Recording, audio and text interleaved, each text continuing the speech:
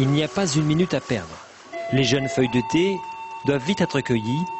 Demain, elles auront déjà perdu de leur fraîcheur. Nadia s'est installée pour sélectionner le thé vert de printemps qu'elle proposera dans ses boutiques en France. Avant d'acheter, il faut déguster dans un verre transparent pour bien regarder les feuilles. Je trouve meilleur que le numéro 2 dernier. C'est meilleur, ouais, moi aussi. Il est mieux, il est au-dessus en qualité. Oui, mais... Oui. Ouais. C'est meilleur, le prix c'est meilleur aussi. Le prix est très bien. C'est la mauvaise surprise de la journée. Les prix ont bondi. C'est pas un peu plus, c'est beaucoup, beaucoup plus. Et là, c'est plus de 25%. Donc là, c'est un peu la douche froide, pour être honnête.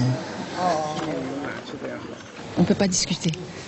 De toute façon, c'était très attendu, donc il aura des acheteurs, il n'y a pas de problème.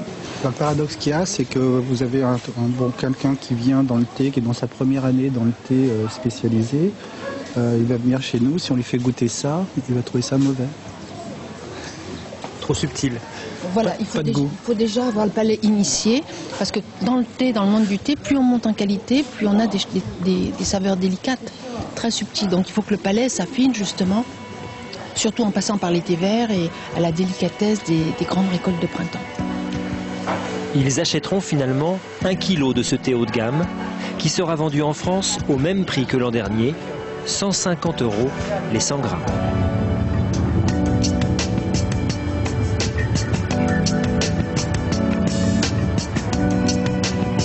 Le thé, à Hangzhou, c'est bien plus qu'une boisson. C'est une affaire de culture et de tradition bien ancrée. Celle d'aller passer l'après-midi dans une maison de thé, par exemple. Nadia nous emmène dans l'une des plus cotées de la ville, au bord du lac. L'ambiance n'a rien de feutré, plutôt hall de gare, mais sur la carte, des thés exceptionnels. Alors, nous allons choisir un thé vert qui est la perfection, qui est vraiment à la fois très délicat mais aussi très beau à voir. Et il s'appelle Antibaicha. À chaque thé, son cérémonial et ses règles d'or.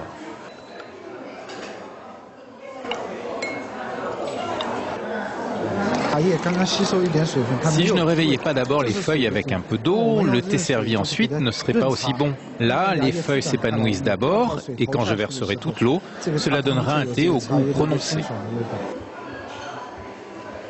Maintenant, vous pouvez sentir le parfum du thé. La dégustation n'est pas à la portée de toutes les bourses. Comptez 25 € par personne en moyenne.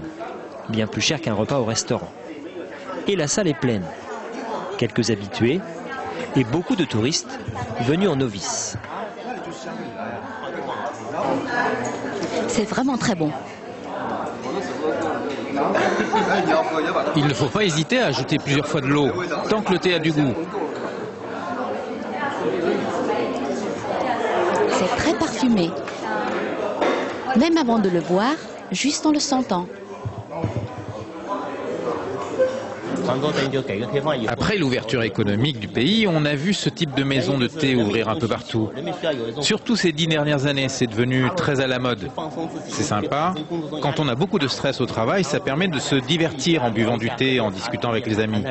Avant, les gens n'avaient pas suffisamment les moyens. Comme disent les Chinois, quand on a du mal à manger à sa faim, comment peut-on parler de prendre du bon temps ? Il y a 100 000 maisons de thé en Chine, 5 fois plus qu'il y a 10 ans. De quoi susciter bien des vocations. C'est ce que Nadia nous propose de découvrir en l'accompagnant jusqu'à la prochaine étape de son voyage.